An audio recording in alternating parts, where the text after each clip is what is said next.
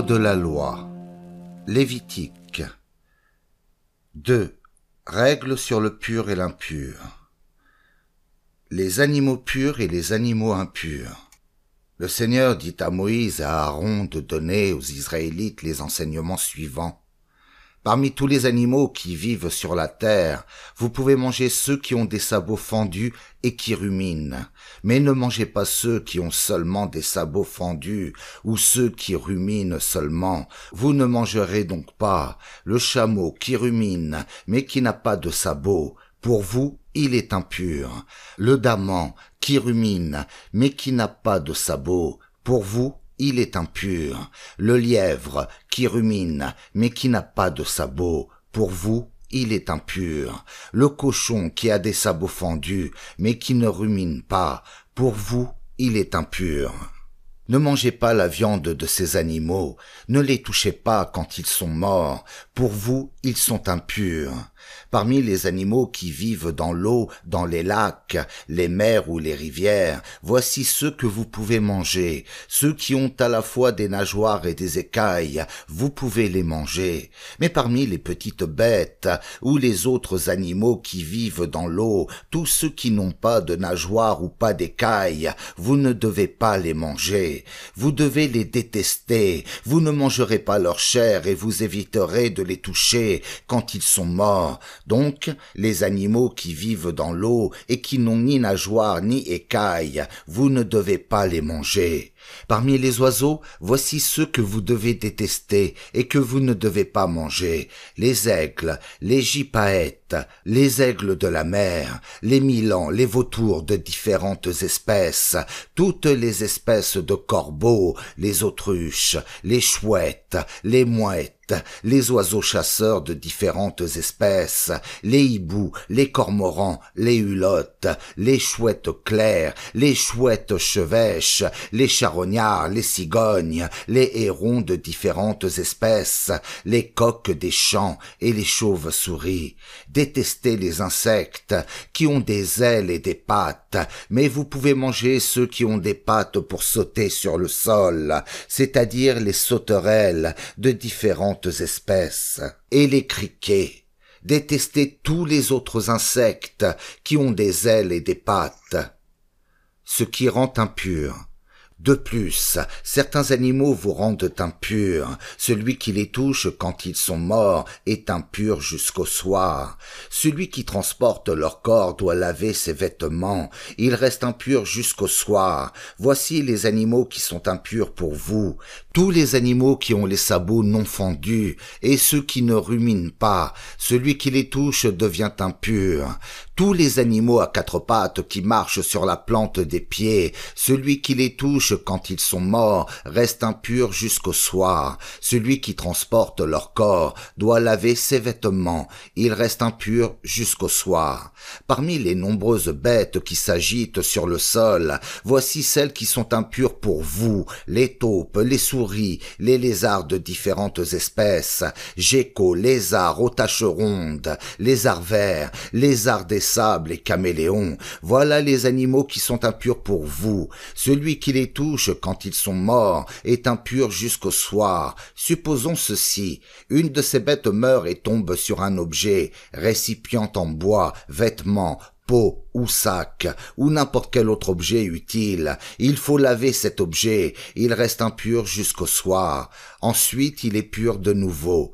Si une de ces bêtes tombe dans un récipient en terre, tout ce qu'il y a dedans devient impur. Ensuite, vous devez détruire ce récipient. Supposons ceci. On verse de l'eau de ce récipient sur de la nourriture qu'on a le droit de manger. Cette nourriture devient impure. Ou bien ce récipient contient une boisson qu'on a le droit de boire. Cette boisson devient impure. Le récipient peut être en terre, en bois ou en pot, peu importe.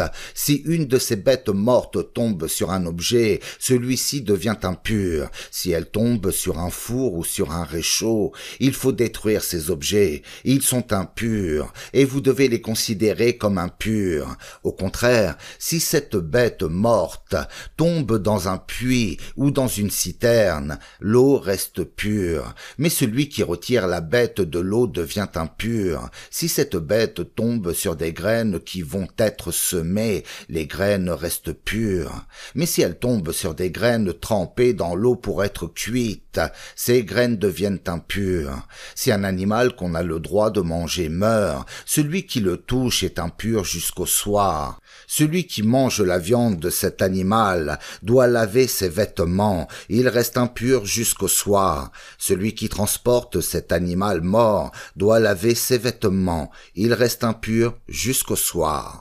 Toutes les bêtes qui s'agitent sur le sol, vous ne devez pas les manger. Vous ne devez pas manger celles qui se déplacent sur leur ventre, ni celles qui marchent sur 4 pattes ou plus.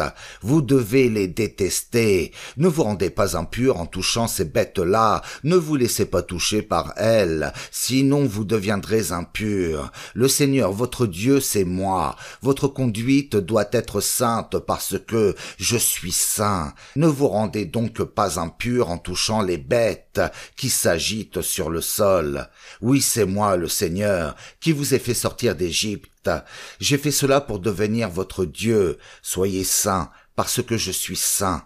Voilà les enseignements au sujet des animaux, des oiseaux et de tous les êtres vivants qui remuent dans l'eau ou qui s'agitent sur le sol. Ces règles servent à faire la différence entre les animaux purs et les animaux impurs, entre ceux qu'on peut manger et ceux qu'on ne doit pas manger. Les femmes qui accouchent. Le Seigneur dit à Moïse de donner aux Israélites les enseignements suivants. Supposons ceci. Une femme enceinte met au monde un garçon, alors elle est impure pendant 7 jours, comme pendant ses règles. Le 8e jour, on circoncit l'enfant, puis la femme doit attendre encore 33 jours. Ensuite, elle sera entièrement purifiée du sang qu'elle a perdu pendant son accouchement. Pendant tout ce temps, elle ne doit toucher aucune chose sacrée, ni aller au lieu saint. Voici un autre cas. Une femme met au monde une fille, alors elle est impure comme pendant ses règles, mais cela dure 2 semaines, puis elle doit attendre encore 66 jours. Ensuite, elle sera entièrement purifiée du sang qu'elle a perdu pendant son accouchement. Quand ce temps de purification est fini après la naissance d'un garçon ou d'une fille, la mère va trouver le prêtre à l'entrée de la tente de la rencontre. Elle lui amène un agneau d'1 an pour faire un sacrifice complet. Elle apporte aussi un pigeon ou une tourterelle pour un sacrifice afin de recevoir le pardon des péchés. Le prêtre offre ces animaux au Seigneur, puis il fait sur la mère le geste qui la rend pure. Après cela, elle est de nouveau pure du sang de son accouchement. Voilà les enseignements au sujet de la femme qui accouche, d'un garçon ou d'une fille. Si une femme ne peut pas acheter un agneau, elle apporte 2 tourterelles ou 2 pigeons. On offre un oiseau en sacrifice complet et on offre l'autre en sacrifice pour recevoir le pardon des péchés. Quand le prêtre a fait sur la femme le geste qui la rend pure, elle est purifiée. Les maladies de peau. Le Seigneur dit à Moïse et à Aaron, « Quelquefois on voit sur la peau de quelqu'un une grosseur, une dartre ou une tache brillante. Quand cela devient une maladie de peau semblable à la lèpre, il faut amener cette personne au prêtre Aaron ou à l'un des prêtres qui sont de la famille d'Aaron. Le prêtre examine l'endroit malade. Les poils sont devenus blancs à cet endroit et il y a un trou dans la peau.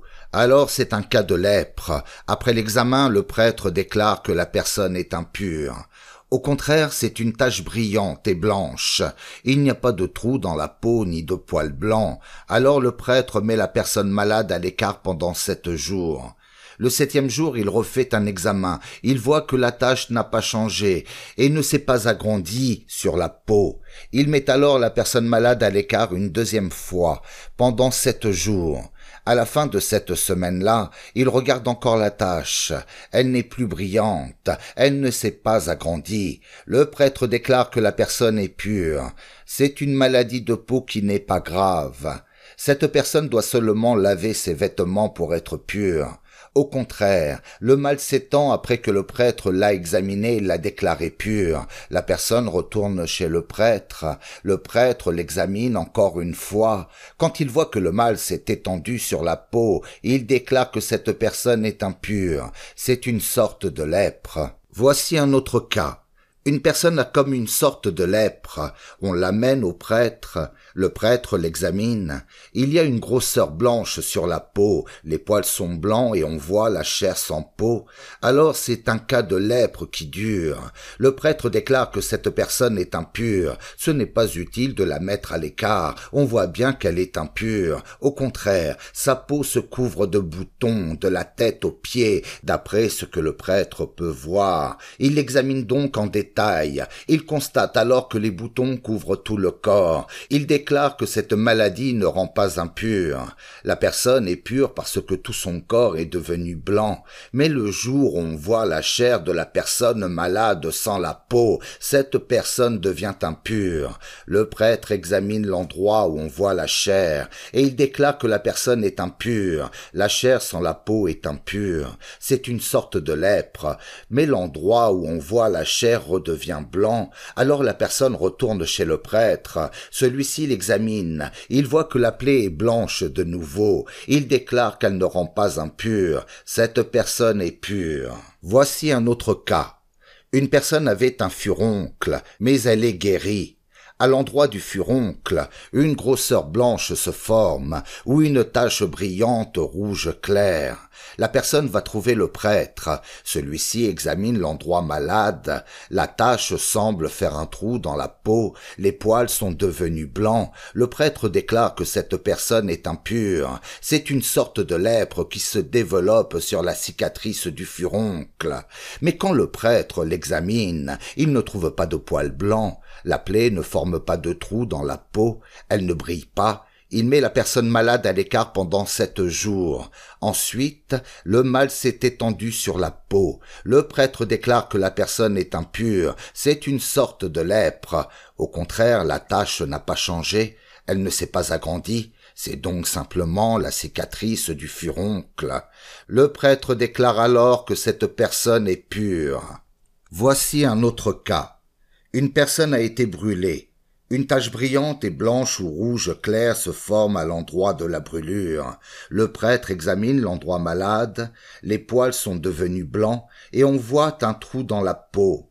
Alors c'est une sorte de lèpre qui se développe à l'endroit de la brûlure. Le prêtre déclare que cette personne est impure. C'est une sorte de lèpre. Mais quand le prêtre l'examine, il ne trouve pas de poils blancs. La tache ne forme pas de trou dans la peau. Elle ne brille pas. Le prêtre met la personne malade à l'écart pendant 7 jours. Le 7e jour, le prêtre voit que la tache s'est agrandie sur la peau. Alors il déclare que cette personne est impure. C'est une sorte de lèpre. Au contraire, il voit que la tache n'a pas changé. Elle ne s'est pas étendue et elle ne brille plus. C'est donc une simple grosseur causée par la brûlure. Le prêtre déclare que la personne est pure. Il s'agit seulement de la cicatrice de la brûlure. Voici un autre cas. Un homme ou une femme a une maladie de peau sur la tête ou au menton. Le prêtre examine l'endroit malade. Il y a un trou dans la peau. Les poils n'ont plus leur couleur normale et il n'y en a pas beaucoup. Le prêtre déclare que cette personne est impure. C'est la teigne, une maladie qui attaque la peau sur la tête ou au menton. Au contraire, quand le prêtre l'examine, il voit qu'il n'y a pas de trou dans la peau. Pourtant, les poils n'ont pas leur couleur normale. Le prêtre met le malade à l'écart pendant 7 jours. Le 7e jour, le prêtre examine de nouveau l'endroit malade. Le mal ne s'est pas étendu. Les poils ont leur couleur normale. Il n'y a pas de trou dans la peau. Alors la personne doit se raser, sauf sur la partie malade. Puis le prêtre la met à l'écart une 2e fois, pendant 7 jours. À la fin de cette semaine-là, le prêtre examine de nouveau l'endroit malade. Le mal ne s'est pas étendu sur la peau et il n'y a pas de trou. Le prêtre déclare que cette personne est pure. Elle doit seulement laver ses vêtements pour être pure. Au contraire, le mal s'étend après que le prêtre a déclaré cette personne pure. Il l'examine de nouveau. Si le mal s'est étendu sur la peau, le prêtre n'a même pas besoin de chercher si les poils n'ont pas leur couleur normale. La personne est impure, mais l'endroit malade n'a pas changé. Les poils repoussent et leur couleur est normale. La teigne est donc guérie et la personne est pure. Alors le prêtre déclare qu'elle est pure. Voici un autre cas. Un homme ou une femme a des taches blanches sur la peau. Le prêtre l'examine. Si les taches sont blanches et ne brillent pas, cette maladie qui s'est développée n'est pas grave et la personne est pure. Quand un homme perd ses cheveux et devient chauve, il reste pur. S'il perd ses cheveux sur le devant et a le front nu, il reste pur. Mais si un homme perd ses cheveux et si une tache rouge claire apparaît au sommet de la tête ou sur le front, alors c'est une sorte de lèpre. Le prêtre l'examine. Il trouve dans la partie malade une grosseur rouge claire qui ressemble à la lèpre. Cet homme est comme un lépreux et il est impur. Le prêtre déclare qu'il est impur. Le mal l'a touché à la tête. L'homme qui a cette maladie doit porter des vêtements déchirés. Il ne se peigne pas. Il couvre le bas de son visage. Il doit crier « impur, impur ». Il reste impur tant qu'il est malade. C'est pourquoi il doit habiter à l'écart, en dehors du camp. Le moisi sur les vêtements. Supposons ceci. Des taches de moisi apparaissent sur des vêtements en laine ou en lin, sur des tissus de lin ou de laine, sur des peaux ou des objets en cuir. Les taches sont vertes ou rouges. Alors ce sont des taches de moisi qu'il faut montrer à un prêtre. Le prêtre examine la tache, puis il met l'objet taché de côté pendant 7 jours. Le 7e jour, il l'examine de nouveau. Si la tache s'est étendue sur l'objet, si du moisi qu'on ne peut pas enlever, l'objet est impur. Alors le prêtre brûle le vêtement, le tissu de laine ou de lin, ou l'objet en cuir. On ne peut pas enlever cette tache de moisi, il faut donc brûler l'objet. Au contraire, quand le prêtre l'examine, il voit que la tache ne s'est pas étendue. Il commande qu'on lave l'objet, puis il le met de côté encore pendant 7 jours. Il examine de nouveau quand on a lavé la tache. Si la tache n'a pas changé, et même si elle ne s'est pas étendue, l'objet est impur, on doit le brûler. Le moisi est à l'endroit ou à l'envers, peu importe. Au contraire, quand le prêtre examine la tache, il voit qu'elle a diminué après le lavage. Il découpe la partie tachée du vêtement, de la peau ou du tissu. Mais la tache peut apparaître de nouveau plus tard sur le vêtement, sur le tissu ou sur l'objet en cuir. C'est que le moisi se développe de nouveau. Alors on brûle l'objet taché. Supposons ceci, on a lavé un objet moisi, vêtement, tissu ou cuir. Si la tache a disparu, il faut le laver une 2e fois pour le rendre pur. Voilà les enseignements au sujet des taches de moisi sur les vêtements de laine, de lin, sur des tissus ou sur des objets en cuir. Ces règles permettent de déclarer qu'un objet taché est pur ou impur. La cérémonie pour rendre purs les malades de la peau. Le Seigneur dit à Moïse, « Voici les règles à respecter pour la cérémonie de purification d'un homme qui a une maladie de peau. Quand on va le présenter au prêtre, celui-ci sort du camp pour l'examiner. Si l'homme malade est guéri, le prêtre commande d'apporter pour lui 2 oiseaux vivants et purs, du bois de cèdre, de la laine rouge foncée et une branche d'hysope. Le prêtre fait égorger un oiseau au-dessus d'un récipient en terre rempli d'eau de source. Il prend l'oiseau vivant avec le bois de cèdre, la laine rouge foncée et la branche d'hysope. Il trempe tout cela dans le sang du premier oiseau qu'on a tué. Il lance 7 fois un peu de sang sur l'homme qui doit être purifié de sa maladie de peau. Il déclare que l'homme est pur. Il laisse l'oiseau vivant s'envoler dans la campagne. L'homme lave ses vêtements, il se rase complètement et il prend un bain qui le rend pur. Ensuite, il retourne au camp, mais il habite en dehors de sa tente pendant 7 jours. Le 7e jour, il se rase les cheveux, la barbe, les sourcils et tous les autres poils. Puis il lave ses vêtements et il prend un bain. Alors il est purifié. Le 8e jour, l'homme prend 2 agneaux sans défaut, une brebis d'1 an sans défaut, une offrande de 9 kilos de farine mélangée avec de l'huile et un demi-litre d'huile. Le prêtre qui fait la cérémonie place l'homme avec ses offrandes devant le Seigneur à l'entrée de la tente de la rencontre. Il prend le premier agneau pour le sacrifice des réparations avec le demi-litre d'huile. Il offre ses dons devant le Seigneur avec le geste de présentation. Il égorge l'agneau, là où on égorge un animal offert pour recevoir le pardon des péchés ou pour un sacrifice complet, c'est-à-dire dans un endroit réservé à cela. En effet, le sacrifice de réparation, comme le sacrifice pour recevoir le pardon, est une offrande uniquement réservée au Seigneur. Elle est pour le prêtre. Le prêtre prend du sang de l'animal, il en met au bas de l'oreille droite de l'homme, sur le pouce de sa main droite et de son pied droit. Ensuite, le prêtre verse un peu d'huile dans sa main gauche. Il trempe un doigt de sa main droite dans cette huile et, devant le Seigneur, il lance 7 fois un peu d'huile avec le doigt, puis il met un peu d'huile au bas de l'oreille droite de l'homme, sur le pouce de sa main droite et de son pied droit, là où il a déjà mis du sang de l'agneau. Il verse l'huile qui reste dans sa main sur la tête de l'homme, puis il fait sur lui le geste qui le rend pur devant le Seigneur. Ensuite, le prêtre offre le sacrifice pour recevoir le pardon de Dieu. De nouveau, il fait sur lui le geste qui lui enlève son impureté. Puis il égorge l'animal pour le sacrifice complet. Il le brûle complètement sur l'autel, avec l'offrande de farine. Et une dernière fois, il fait sur l'homme le geste qui le rend pur. Cas d'un malade pauvre. Supposons ceci. L'homme est pauvre, et il n'a pas tous ses dons sous la main. Alors il prend un seul agneau pour le sacrifice de réparation.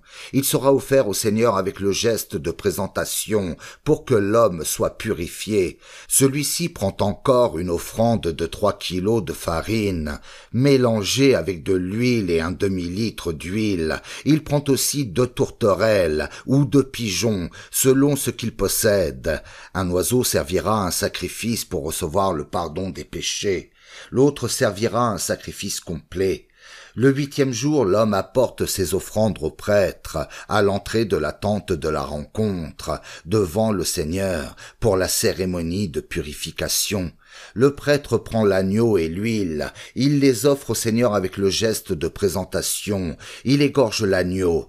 Ensuite, il prend un peu de sang, il en met au bas de l'oreille droite de l'homme, sur le pouce de sa main droite et de son pied droit, il verse un peu d'huile dans sa main gauche, il trempe un doigt de sa main droite dans cette huile, et avec le doigt, il lance 7 fois un peu d'huile devant le Seigneur, puis il met un peu d'huile au bas de l'oreille droite de l'homme, sur le pouce de sa main droite et de son pied droit, là où il a déjà mis du sang de l'agneau. Il verse l'huile qui reste dans sa main sur la tête de l'homme. Puis il fait sur lui le geste qui le rend pur devant le Seigneur. Ensuite, le prêtre prend l'une des tourterelles ou l'un des pigeons, selon ce que l'homme possédait. Il l'offre en sacrifice pour que l'homme reçoive le pardon de ses péchés. Puis il offre l'autre oiseau en sacrifice complet, avec l'offrande de farine. Il fait sur l'homme le geste qui le rend pur devant le Seigneur. Voilà les enseignements au sujet d'un malade de la peau, qui n'a pas ce qu'il faut sous la main pour la cérémonie de purification. Les taches de moisie sur une maison.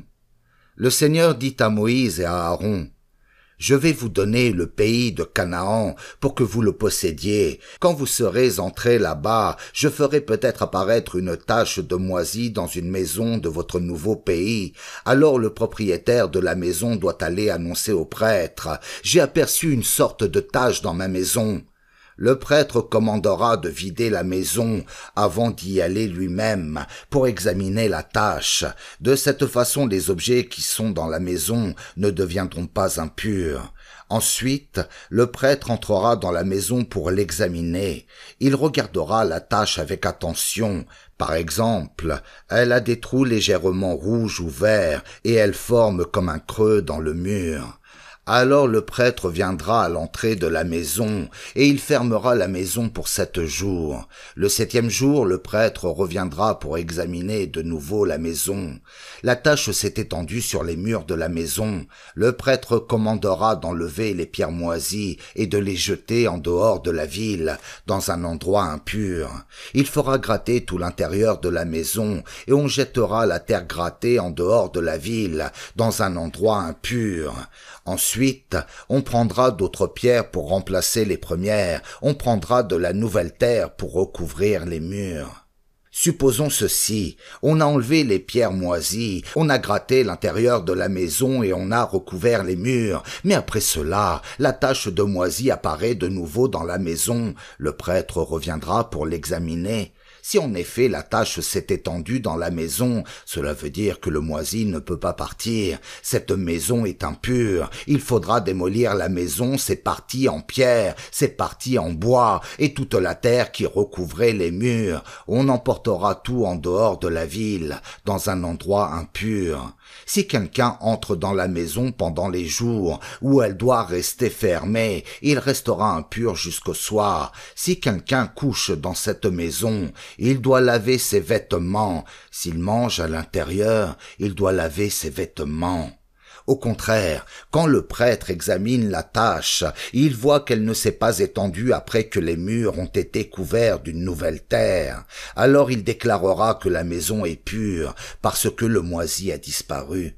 Pour la cérémonie de purification de la maison, le prêtre prendra 2 oiseaux, du bois de cèdre, de la laine rouge foncée et une branche d'hysope. Il égorgera un oiseau au-dessus d'un récipient en terre rempli d'eau de source. Il prendra l'oiseau vivant avec le bois de cèdre, la laine rouge foncée et la branche d'hysope. Il trempera tout cela dans le sang du premier oiseau et dans l'eau de source. Il lancera cette fois un peu de sang sur la maison.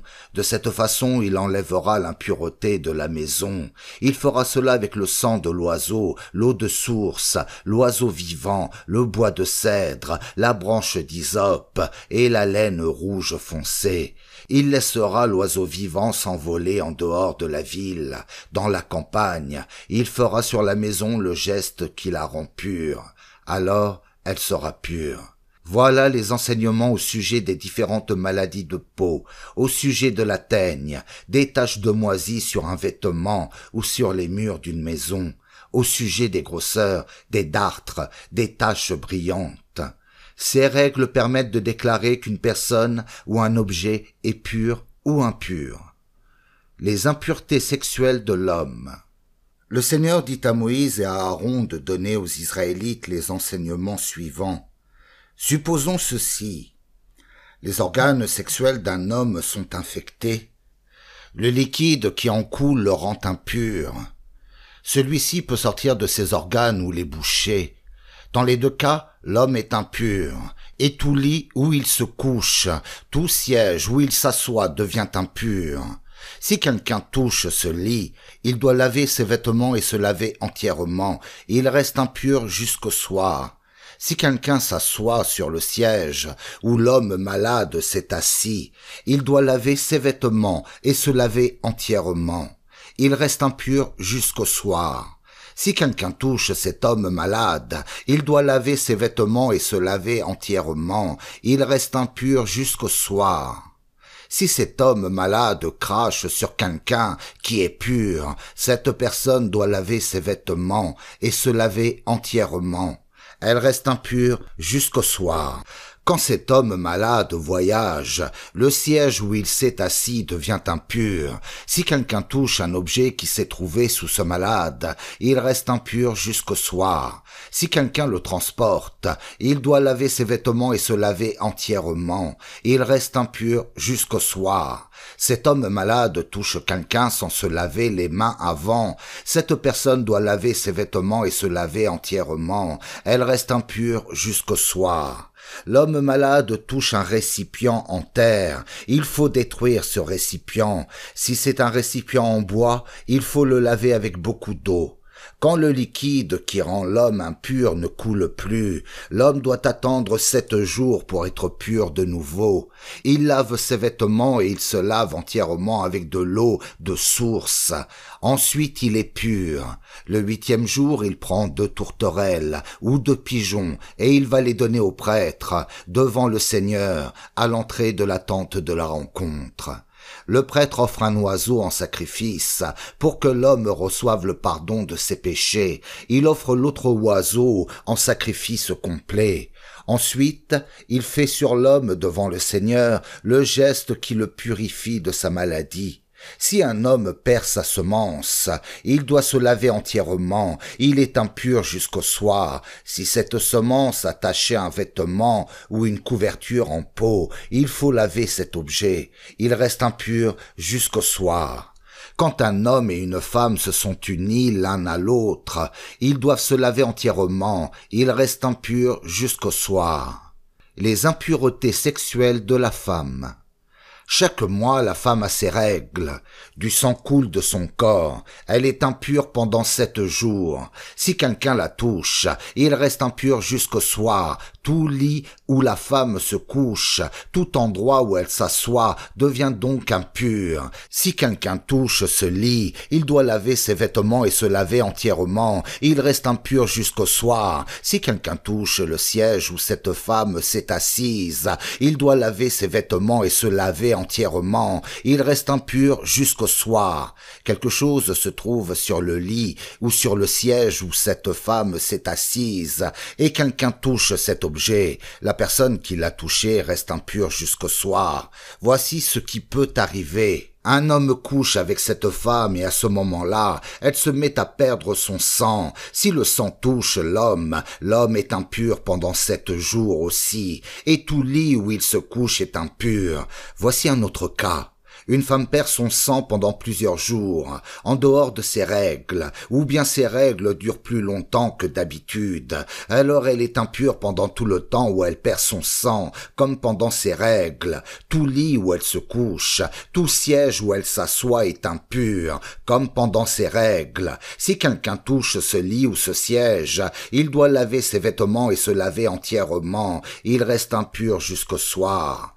Quand son sang s'arrête de couler, la femme doit attendre 7 jours pour être pure de nouveau. Le 8e jour, elle prend 2 tourterelles ou 2 pigeons. Elle les apporte au prêtre, à l'entrée de la tente de la rencontre. Le prêtre offre un oiseau en sacrifice pour que la femme reçoive le pardon. Il offre l'autre oiseau en sacrifice complet. Ensuite, il fait sur la femme devant le Seigneur le geste qui la purifie de ses pertes de sang. Moïse et Aaron vous demanderaient aux Israélites de se tenir à l'écart du lieu saint quand ils sont impurs. Ainsi ils ne rendront pas impure ma tente sacrée qui est au milieu d'eux et ils ne risqueront pas de mourir. Voilà les enseignements au sujet d'un homme malade quand un liquide coule de ses organes sexuels, ou bien quand il perd sa semence, et que cela le rend impur. Ces enseignements concernent aussi la femme pendant la période de ses règles, ou la femme qui perd son sang à un autre moment. Enfin, ils concernent l'homme qui couche avec une femme quand elle est impure. Le grand jour du pardon. 2 fils d'Aaron sont morts au moment où ils faisaient devant le Seigneur une offrande. Après cela, le Seigneur dit à Moïse: dis à ton frère Aaron de ne pas entrer à n'importe quel moment dans le lieu très saint, derrière le rideau de séparation, là où se trouve le coffre de l'Alliance et son couvercle sacré. Ainsi il ne mourra pas quand je me montrerai dans le nuage de fumée au-dessus du couvercle du coffre. Pour se rendre au lieu saint, Aaron doit prendre avec lui un taureau et un bélier. Il offrira le taureau pour recevoir le pardon de ses péchés. Il offrira le bélier en sacrifice complet. Il doit porter un vêtement de lin et un caleçon de lin, une ceinture de lin autour de la taille et un turban de lin sur la tête. Ce sont des vêtements sacrés. Aaron doit donc se laver avant de les mettre. La communauté d'Israël doit lui donner 2 boucs et un bélier. Il offrira les boucs pour obtenir le pardon des péchés. Il offrira le bélier en sacrifice complet.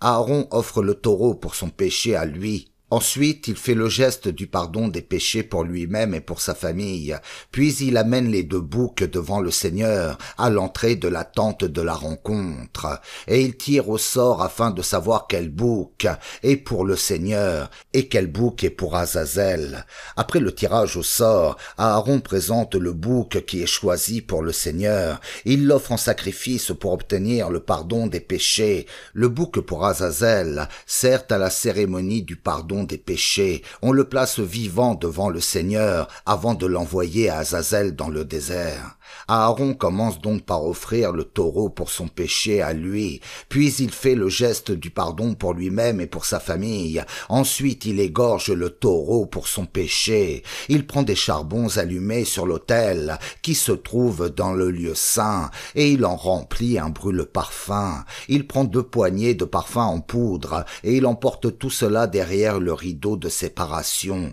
Là, devant le Seigneur, il met le parfum sur les charbons brûlants. Alors un nuage de fumée recouvre le couvercle du coffre qui contient les tablettes de l'Alliance. De cette façon, Aaron ne risque pas de mourir. Puis Aaron trempe un doigt dans le sang du taureau et il lance un peu de sang sur le couvercle du coffre vers l'est, puis cette fois devant le coffre. Ensuite, il égorge le bouc du sacrifice pour obtenir le pardon des péchés du peuple. Il emporte son sang derrière le rideau de séparation.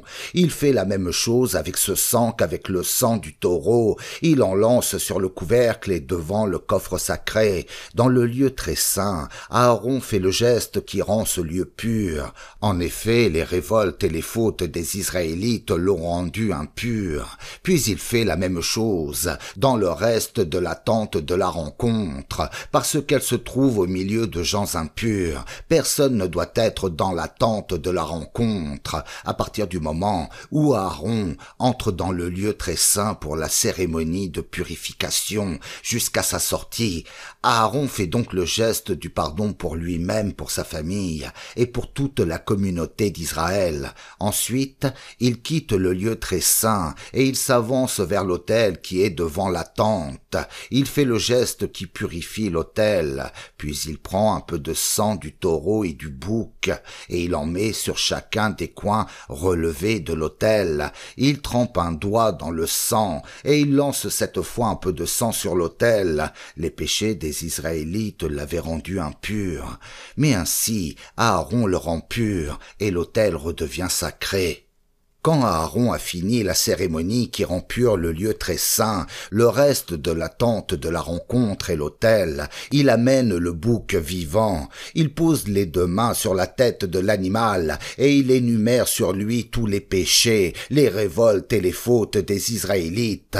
Ainsi, il les met sur la tête du bouc. Ensuite, il envoie l'animal dans le désert avec un homme pour le conduire. Le bouc emporte avec lui tous les péchés des Israélites dans un endroit où personne n'habite. Quand Aaron a envoyé le bouc dans le désert, il revient dans la tente de la rencontre. Il enlève les vêtements de lin qu'il avait mis pour entrer dans le lieu très saint et il les dépose là. Il prend un bain dans un endroit réservé à cela, puis il remet ses autres vêtements. Il va offrir les 2 sacrifices complets pour lui-même et pour le peuple. Puis il fait le geste du pardon pour ses péchés à lui et pour ceux du peuple. Ensuite, il brûle sur l'autel les morceaux gras des animaux offerts pour le pardon des péchés. L'homme qui a conduit au désert le bouc pour Azazel doit laver ses vêtements et prendre un bain avant de rentrer au camp. On a offert le taureau et le bouc pour recevoir le pardon des péchés. On a utilisé leur sang pour rendre pur le lieu très saint. Maintenant, on doit porter ces 2 animaux en dehors du camp. Là, on brûle leur peau, leur viande et leurs intestins. Celui qui les a brûlés doit laver ses vêtements et se laver lui-même. Ensuite, il rentre au camp. Voici une règle que vous devez toujours suivre. Le 7e mois, le 10 du mois, vous jeûnez et vous ne travaillez pas, vous, les Israélites, comme les étrangers installés chez vous. En effet, ce jour-là, on fait sur vous le geste du pardon pour vos péchés, pour vous rendre purs. Ainsi, ce jour-là, vous êtes purifiés de tous vos péchés devant le Seigneur. C'est pour vous comme un Shabbat, un jour de repos où vous jeûnez. Cette règle est valable pour toujours. Plus tard, celui qui fera le geste du pardon des péchés et de la purification, ce sera le prêtre consacré avec de l'huile et établi pour être grand prêtre à la place de son père. Il mettra des vêtements de lin, des vêtements sacrés. Il fera la cérémonie de purification du lieu très saint, de la tente de la rencontre et de l'autel. Il fera la cérémonie du pardon des péchés pour les prêtres et pour toute la communauté d'Israël. C'est une règle pour toujours. Vous devez la suivre pour recevoir, une fois par an, le pardon de tous les péchés des Israélites. Aaron obéit à tous les commandements que le Seigneur a donnés à Moïse.